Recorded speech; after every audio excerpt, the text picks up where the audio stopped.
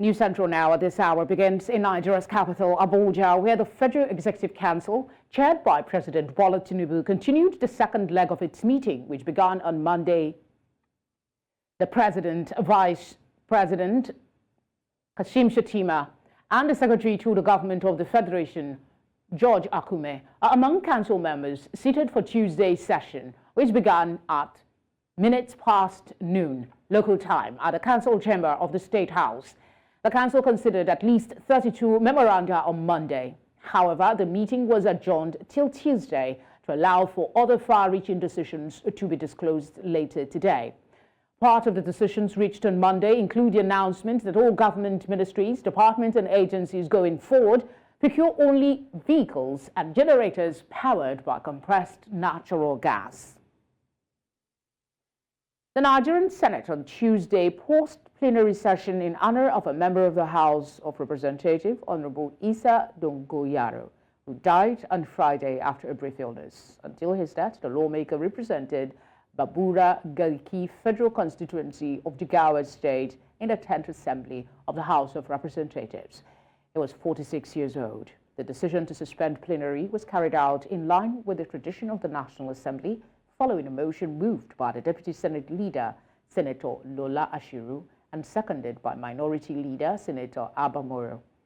The President of the Senate, Godwin, while putting the motion to a voice vote, which was unanimously supported by senators, commiserated with the family of the deceased lawmaker and the government, as well as the people of Jigawa State. Strong sadness, I wish to announce the death of Honorable Isa Dogoyaro.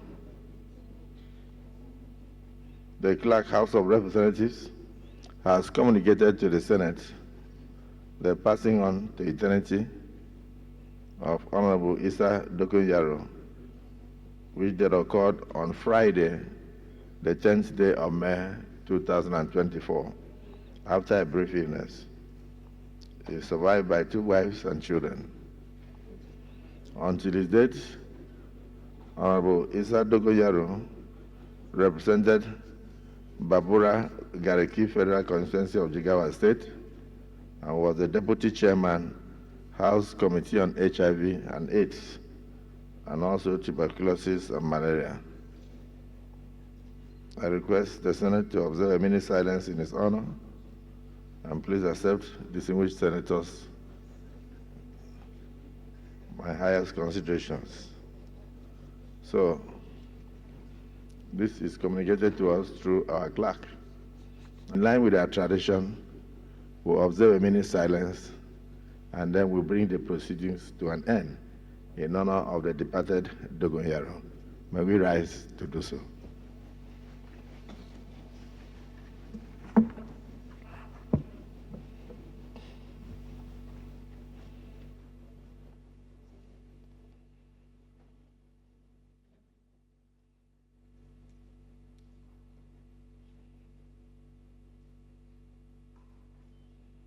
State colleague, Right Honorable Isa Dogoyaro, rest in peace. Amen.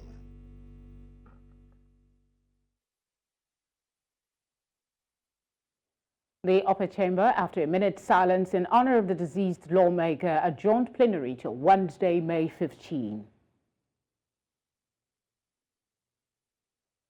Economic and Financial Crimes Commission, EFCC, has filed a fresh 4-count charge against Godwin Emefiele, former governor of the Central Bank of Nigeria, CBN, for illegal printing of naira notes. The former CBN governor is scheduled to be arraigned on Wednesday before Judge Maryann Anenih at the Federal Capital Territory High Court. In the charge sheet, the EFCC alleges that Emefiele disobeyed the direction of the law with intent to cause injury to the public by approving the printing of naira notes without strict approval from former President Muhammadu Buhari and the CBN board.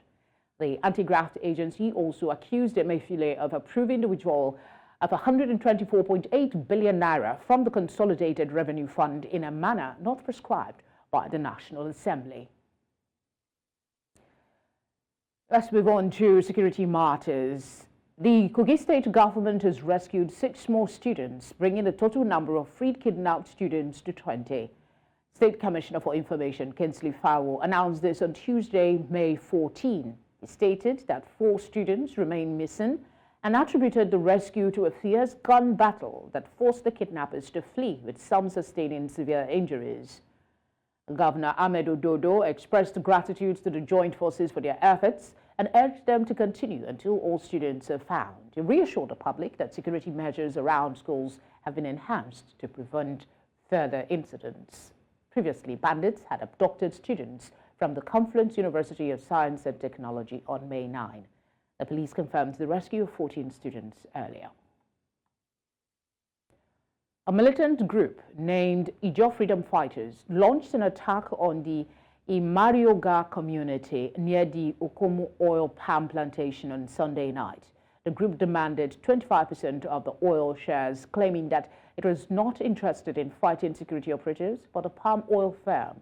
During the assault, more than 8 vehicles were set on fire. Reports say the group targeted the community formerly known as AT&P, which is situated in the Ovia Southwest local government area of Edo State.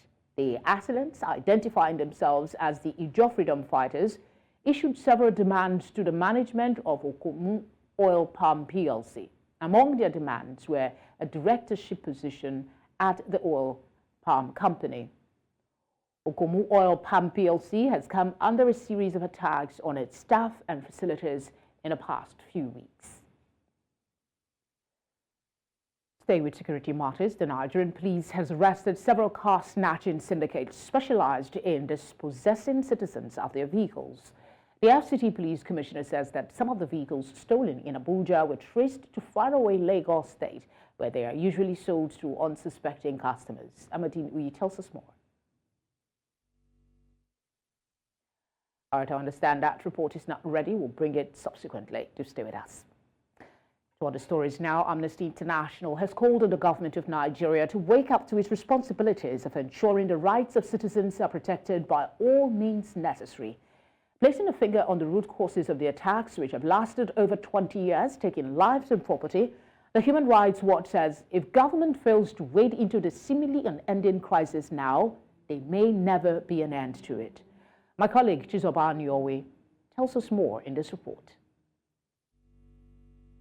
Recalling the genesis of these sad incidences in Plateau State spanning over 2 decades, many individuals and groups, including Amnesty International, has been disturbed by the unending crisis. Examining the causes, losses, and way out of the horrible trench, the Human Rights Watchdog thinks government is not doing enough to end the carnage. When is this thing going to end? When are we going to see the end of this violence? When are we going to witness peace in this state? We know that the government is doing its best through the security agencies, but definitely Amnesty International as an organization is of the position that the government is not doing enough. If the promises of elected public office holders are anything to go by, then attention should be given to the vulnerable for a safer society. Your power comes from the people. If the people are all killed, who are you going to rule? Therefore, we are pleased appealing to Nigerian authorities to do something to make sure that something historic happens. And this should be the last year when this kind of violence is going to happen in Plateau State. Participants at the event were unanimous in their opinions and collectively called for a more peaceful Plateau. We need to settle our conflicts by killing ourselves or by making sure that we burn our properties down the line. The answer is no. So for those 2 reasons, it's very key that we have this kind of sit-downs. It's like a town hall meeting to sit down amongst ourselves and talk to ourselves and tell ourselves we must do better. So we want an intervention in such a way that government will now come in so that they will build their houses for them. We expect a situation whereby government will come in, provide security for them, because they lack the security. They are willing to go back to their home because the places are not they are not safe. With the casualty figures recorded, Amnesty International is of the view that if the recommendations presented to government are attended to, then insecurities on the plateau will be a thing of the past.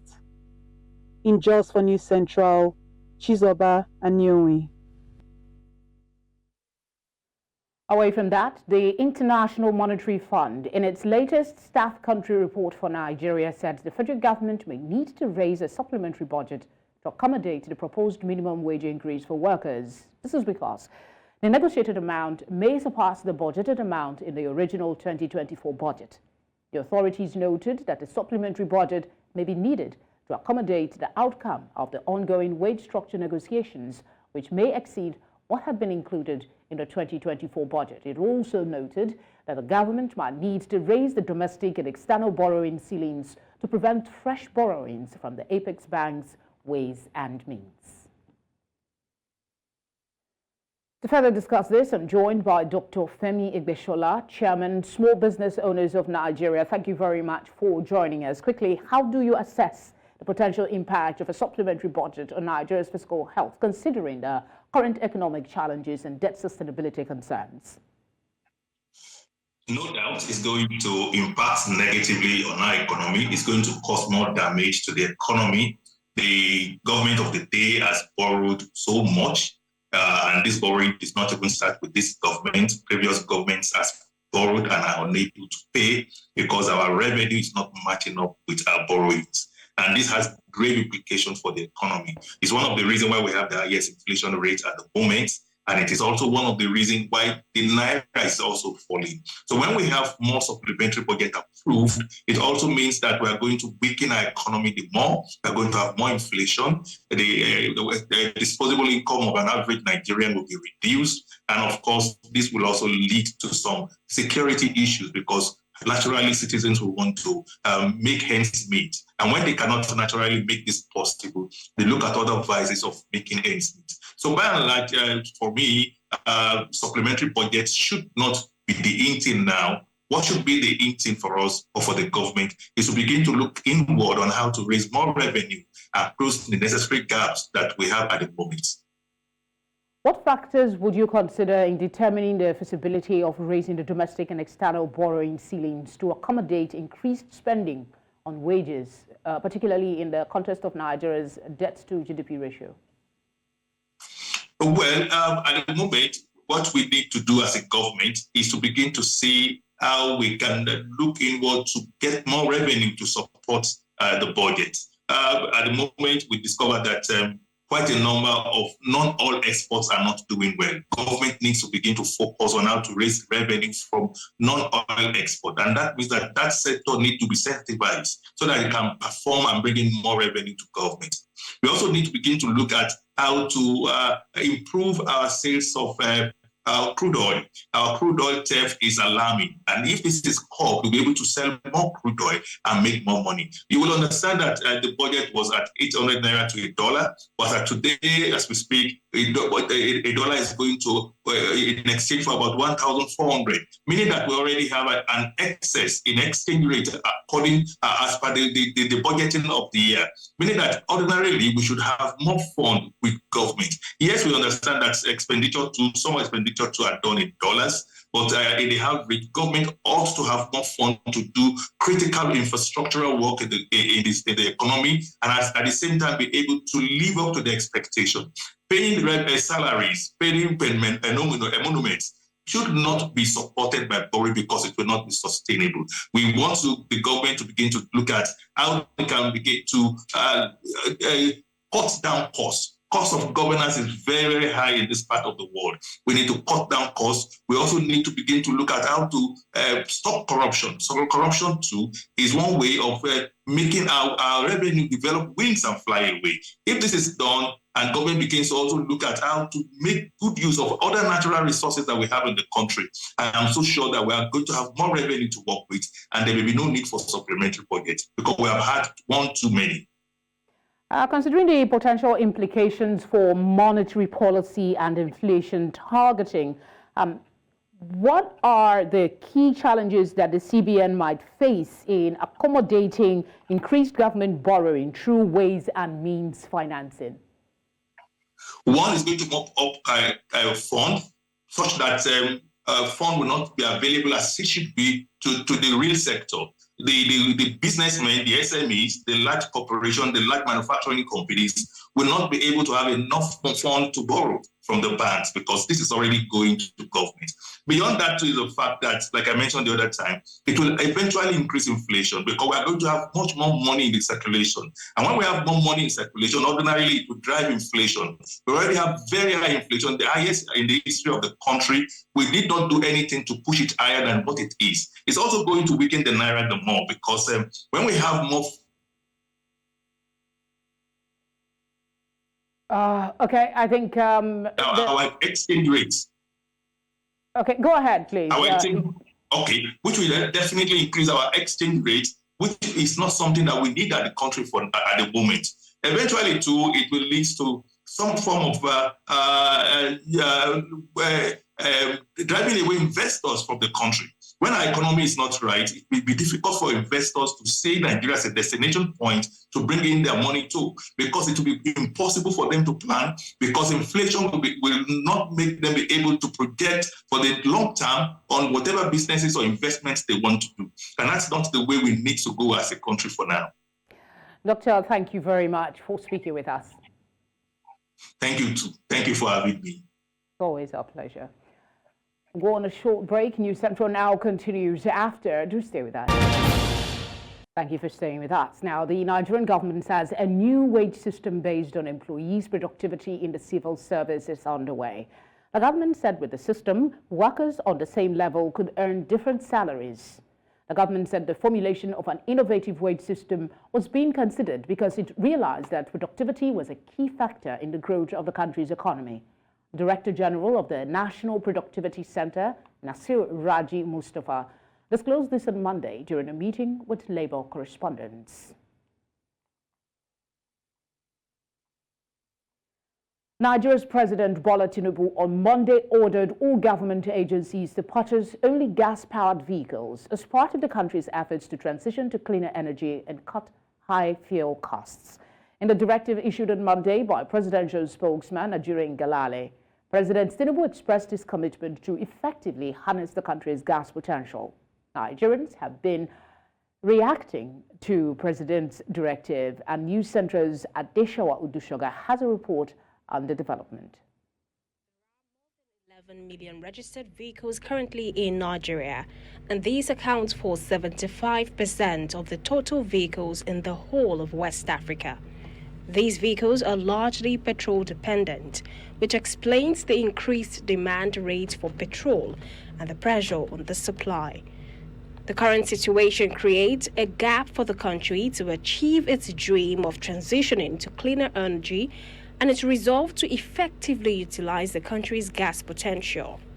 In this regard, President Bola Tinubu has prohibited members of the Federal Executive Council from purchasing petrol-dependent vehicles to drive the implementation of CNG-enabled motors. Fuel an average 15-seater bus here. Today, there were 50,000 naira at the market price or at the price at the filling stations of petrol. On the other hand, the cost of CNG is about 3 times less. It's about 1/3, if not 1/4. So you can, what you can fill for 55,000 or so, you can now fill for around 15,000. So that's a huge savings that will help reduce or maintain a lead on transport costs. The president has since directed all government ministries, departments, and agencies to purchase compressed natural gas-powered vehicles to set an example to the public. For a population highly dependent on petrol vehicles, we ask Nigerians, how easy is it to transition? President Tinubu knows that all those things cannot work in Nigeria. How can you say that we should be using a car that is not using petrol? No, it can't work. It can't just work. It can't just work. We are not that developed. We are not that developed, number one, and we are not that, how do I put it now? We are not that experienced to control a car that is not using petrol.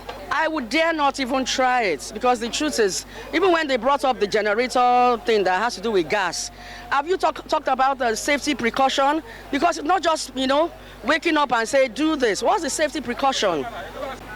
The quest for a sustainable energy alternative led to the emergence of the Presidential Compressed Natural Gas Initiative, which birthed the rollout of CNG vehicle conversion centers, like this one. One of the potential gains of the removal of the petrol subsidy was that it would improve Nigeria's climate change response by reducing the amount of carbon emissions released into the environment through fossil fuel consumption.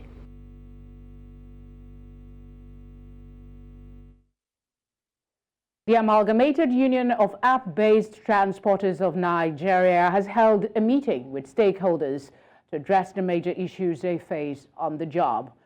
The union has also called on the government to wade into major matters and issues to ensure the e-hailing cab industry is as conducive as possible.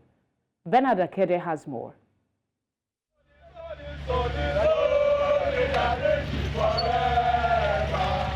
In the past few years, e-hailing cab drivers have continuously raised alarm about a number of inconveniences they face on the job in Nigeria. Many of them have been exposed to various dangers ranging from assault to murder. In order to address these lingering issues and seek possible solutions, the Amalgamated Union of App-Based Transporters of Nigeria, AUTON, reached out to those involved to further amplify their voices. It is to achieve a regulatory framework. It is a collaborative and relational design that is based upon a restorative approach to address harm that workers face in our sector and to prevent it. Some of these harm relates to the deactivation of workers, welfare, security of workers. The safety of staff in the workplace all around the world has always been a topical issue, and the e-hailing cab business is not left out. The union has also worked on its structures to gain better recognition and support from the government. This is all about bringing people together to understand each other better, to collaborate. It's about recognizing and addressing the harm that has happened in the past and that is still ongoing, but also looking towards the future. We registered them as a trade union, and we regulate the activities of trade unions in Nigeria. And if they're having this kind of program, we always want to be there so that we encourage them, we advise them, and we see the way and manner they conduct themselves. On its part, the state government says there is need for structures that will ensure proper regulation and improve conditions so as to guarantee safety of both the drivers and riders, while ensuring that operators meet up with necessary standards. I talked about safety of everybody in that space, safety of the operator, safety of the passenger. Should there be an accident, what sort of first responder should we deploy? So when a trip suddenly stops or it goes offline, we can see from our own center and we get in touch with the command center of the state government to quickly deploy security operatives to that area, because we are seeing the trip, so we can narrow it down to maybe a 1 kilometer radius. Much as the union admits that the objectives of these engagements is far from being achieved, it is optimistic that these conversations will spark possible development in the industry. In Lagos for News Central, I'm Bernard Akede. The scheduled arraignment of former Aviation Minister Hadi Sirika and his brother Ahmed Sirika for yet another case of contract fraud in the sum of 19.4 billion didn't go ahead, as the defendants were absent from court on Tuesday and out of Abuja. Counsel for the Economic and Financial Crimes Commission, EFCC, informed the presiding judge that the ex-minister and his brother have also not been served with a charge in the case. He therefore prayed for an adjournment, which was granted by the judge. The justice subsequently fixed Thursday, May 23, for arraignment. The EFCC is prosecuting the former minister and his brother, this time on 8 counts to the tune of 19.4 billion. The presentation of assorted food commodities from the National Strategic Reserves to vulnerable persons in Plateau State has begun. The formal presentation of over 19,000 bags of grains weighing 50 kilograms each from the National Emergency Management Agency to the Governor of Plateau State, Caleb Mufwang, for onward distribution to vulnerable persons took place on Monday. News Center's Chizoba Anyowe brings us more in this report. Earlier this year, President Bola Tinubu had directed the Ministry of Agriculture to release grains in the National Strategic Reserves for distribution to worst-hit persons in the country as part of efforts to cushion the impact of the removed petrol subsidy. A few months after, the presentation and distribution of same directive have begun. Director General of NEMA, represented at the event, gave further directives on the exercise. The above food items will be shared equally to all the local government areas in the state. Also, based on the directives of Mr. President, 20% of the food items due to each local government area should be given to religious organizations, CAN and JNI, and 3% to be given to boarding schools in the local government areas. Over 29,000 bags of rice weighing 35 kilograms each were also added to the assorted commodities by the governor to ensure the affected persons benefit more. The distribution will go on seamlessly, transparently and honestly, so that the true beneficiaries will be vulnerable people. Plateau State Executive Director of Emergency Management Agency and some recipients of the gesture were appreciative. They are a symbol of hope, a reminder that we are not alone in this fight. They are a testament to the power of unity and the unwavering support of our leaders.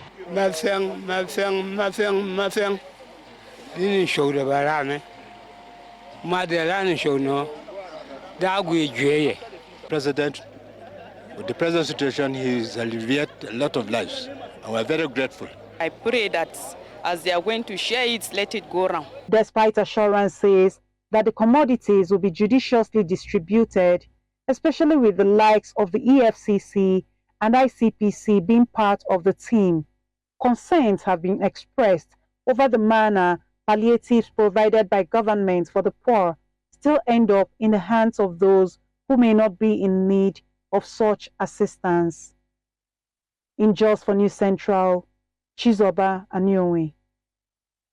Glad to know you're still with us. The news continues in West Africa.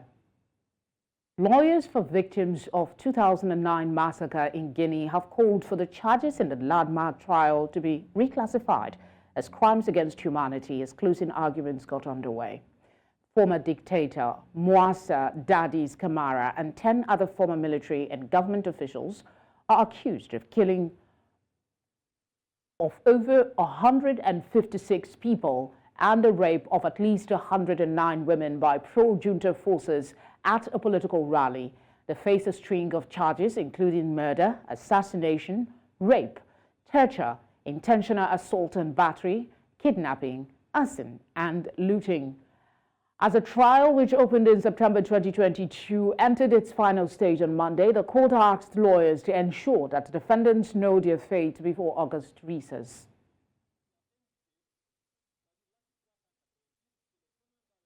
Togo's Constitutional Court on Monday confirmed provisional results from last month's legislative elections that saw President Faure Gnassingbe's ruling party win a crushing majority.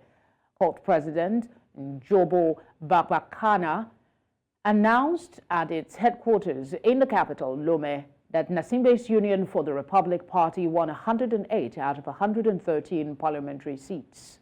Opposition parties won the other 5 seats up for grabs in the April 29 vote.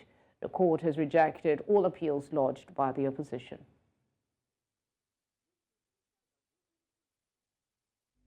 La décision numéro EL 016/24 du 9 mai 2024 rejetant le recours de M. Palanga Lalawele. Vu la décision numéro EL 017 du 9 mai 2024 rejetant le recours de M. Afambedi Sedoufia. Pour l'ANC, un siège est élu Fabre Jean-Pierre. Pour FDR, un siège est élu Apebon Koku Doji. Pour DMP, un siège est élu Adjamabo Dabri Kafui. Circonscription électorale des Lacs, 3 sièges remportés par UNIR sont élus. De Souza Adjouadi Irène, Gabiam Ayele Esther, Drafoué Assou Jonas Bonuko. Nigeria joined other countries and launched the Energy Transition Plan as a strategy to reach a net zero emission by 2060. With Nigeria's clean cooking target of 48% of population, that is 26.8 million households using LPG by 2030 and 13%, that is another 7.3 million households using improved cook stoves by 2030. More work needs to be done. News Center's Bettina Uweli tells us more in this report. Traditional methods of cooking are common in rural communities in Nigeria and across Africa. While they present as cheap and affordable, they pose serious health risks as a result of the high carbon emissions, and this is besides the environmental impact due to deforestation. Over me is Makoko community, and you can see a cloud of smoke on the community. According to the World Health Organization, about 2.3 billion people worldwide cook using open fires or inefficient stoves fueled by kerosene, wood, and coal, which generates harmful household air pollution. If I can see anything that can encourage me more than to use this charcoal, I can appreciate. But it's lack of money, that is why I'm using this. It's not doing me anything, but if it will say I want to get up and put a charcoal, I may be weak sometimes. I weak sometimes that who can help me. But if you can give me another method of change what I'm using than this, I will appreciate. Firewood la máa fi yún ẹja yẹn, àdè máa ń bo sọ̀rọ̀ sísí. Ọlá pé torí pé àwọn ẹja yẹn kò lè fresh la máa fi ń ṣe bẹ́ẹ̀. Gbà tó sì bí wa, nǹkan tí àwọn ọmọ mi wá kọ́ wa nìyẹn. Ọlá pé bó ṣe gáàsì yẹn wà yẹn, táyé gbà fẹ́ ṣe bẹ́ẹ̀ ni, a máa fi ń ṣe bẹ́ẹ̀. Ṣùgbọ́n torí ẹja a lè fi yún ẹja rí. Bọ́lá tá bá rí bí irú ẹ̀, a lè fi dánwò. Bọ́lá ò lè dá. Àwa obìnrin nìkan la máa ń ṣiṣẹ́ àwọn ẹja yìí. Láàgọ́ wa yìí, bọ́ àwọn ọkùnrin ṣe rí ibòmí àmọ́ o. The combined effects of ambient air pollution and household air pollution are associated with 6.7 million premature deaths annually. In this community in Makoko, most of them are unaware of the dangers of using charcoal to cook and have been in this practice almost all of their lives. Tabara firewood, taba fe je keja yen ko fresh, ama fi sundosis, eja yen mama fresh. Boy why, ama ń lo oògùn tó torí ẹ̀. A máa ń lo oògùn heat, a máa ń lo heat, a máa ń lo oògùn ara ríro, a máa ń lo oògùn tá máa lo a máa fi sùn, tá bá fẹ́ jí a máa ṣe jí dáadáa, a máa ń lo àwọn yẹn. A lè fi gáàsì ṣe, tá bá fi gáàsì ṣe ó máa jóná. Ẹja yẹn gan kò ní fresh. A rò pé nǹkan tí wọ́n fi iná fi jó dànù ní gáàsì máa ṣe fún ilé. Ó lọ 30 years a máa ro ṣàkó yẹn. Bẹ̀tì ṣàkó yẹn ó máa mú inú ẹ̀ máa pọ̀ jù. Bàtí àlówó ká máa fi ra gáàsì àbí a máa fi ra nǹkan tí a máa sún wọn tó bá dẹ̀ wà nínú a máa dànù pàtí kò sówó wàhálà ti pọ̀ jù. Tá bá fi dáná títí oṣù méjì nísìnyí ó máa fa àìsàn wa. Fever àti iná máa pọ̀ jù gbogbo ara ó máa yúnyàn báyìí. According to UNICEF, almost 185 children under the age of 5 die every day from pneumonia due to air pollution in Nigeria. The majority of them from air pollution in the household, including that from cooking over open fires or cook stoves in the home. It is carbon monoxide that you have from charcoal, for instance. If you inhale too much of it, it clearly affects your oxygen balance, reduces your blood uptake of oxygen. and it impacts on your health negatively, your lungs specifically. Sustainable for the environment because you keep cutting down trees and to make charcoal and to make firewood. Ultimately, that means that you're taking out all of the absorption pathways for carbon in our environment. So people in Makoko can afford gas. What has happened so far over the years is to tokenize, cooking gas, make it in the smallest form possible, manufacture the gas cylinders in the smallest units possible, and then make it very easy to refill. So many of them have gotten those gas cylinders for free, and even La Cepa has distributed a lot of it for free. It's culture, it's tradition, it is also commerce that is driving their continuous use of firewood and coal. Beyond that, they don't even have enough trees to cut down in Makoko, right? So they go all the way to get firewood, which is even more expensive than buying gas in the next filling station around you. On the more privileged side of Lagos, Nigeria, there is a different view on actual affordability when comparing traditional methods of cooking versus clean cooking. A lot of people will say, oh, okay, gas goes for this amount and, charcoal is cheaper. But the truth is, even if I fill my cylinder for, let's say, about 13,000 naira, I'm not going to use the entire 13,000 naira worth of gas for that particular food. It's going to serve for other purposes as against that charcoal. And the truth is, a lot of people don't know that using charcoal is even more expensive. Imagine a bag of charcoal this day goes for about, I think, 500 to 700 naira, just a little quantity of it. And that serves only a particular cooking. So it means that for every time you want to cook, you have to always buy those things in bits. And then by the time you put it all together, it's almost amounting to that gas you're running away from. With all of these implications of traditional cooking methods, the big question becomes, how do we move forward with positive impacts? Gas is one of the forms, and some people will argue, depending on the gas you use, if it's even clean enough and all of that. It's not the end and beginning of clean cooking. And if we are innovating for Africa, that's the first thing every innovator has to think about. But then the cost of innovation in Africa is expensive. We have to put everything side by side. The innovators, it costs them tens of thousands, hundreds of thousands of dollars to innovate. Clean cooking energy for all is not only possible, but a right for all citizens. In Lagos, for News Central, Bettina Nwili. Thank you, Bettina. We're going on a short break. The news continues after. In North Africa, Liberian authorities have arrested the Director General of Customs and... All right, I beg your pardon. In North Africa, Libyan authorities have arrested the Director General of Customs and other customs officials for attempting to traffic abroad about 26 tons of gold worth almost 1.8 billion euros.